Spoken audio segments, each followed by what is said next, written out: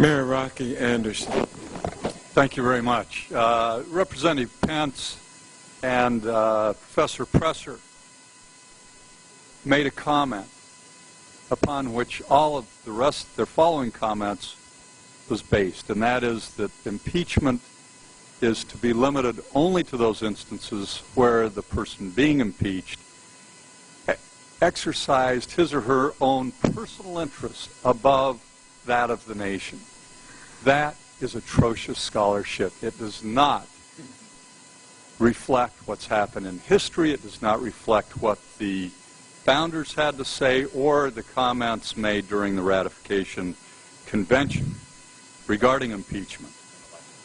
Ed Firmage, who is co-author of To Chain the Dog of War, still the seminal book on the war powers, wrote an article in 1973, Law Review article, about substantive law of impeachment.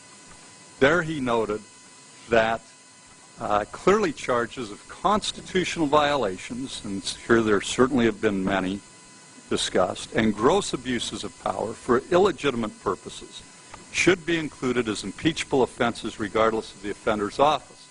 And then Professor Firmage goes on to cite this committee, the Judiciary Committee, a statement in 1926, where the Judiciary Committee noted that the better sustained and modern view is that the provision for impeachment in the Constitution applies not only to high crimes and misdemeanors as those words were understood at common law, but also acts which are not defined as criminal and made subject to indictment, but also to those which affect the public welfare.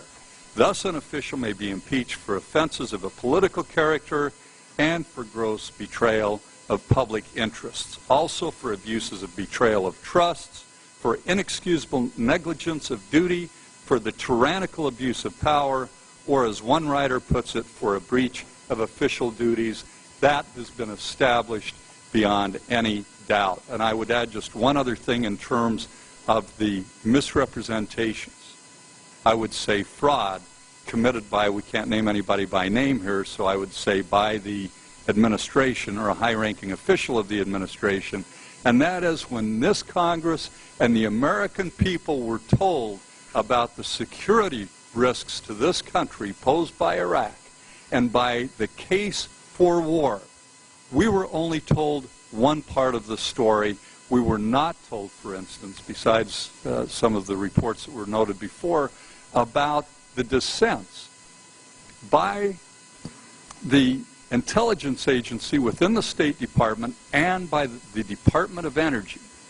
Their statements in the October National Intelligence Estimate that said there is nothing to back this up about these aluminum tubes being used to help Iraq's supposed nuclear initiative, and there certainly is nothing to this claim about Iraq trying to buy uranium from Niger. It was right there in the National Intelligence Estimate.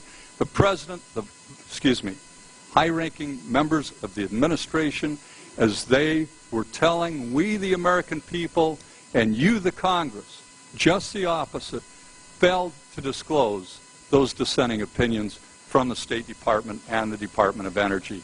That constitutes a fraud which helped lead this country to this disaster in Iraq. Professor Stephen Presser.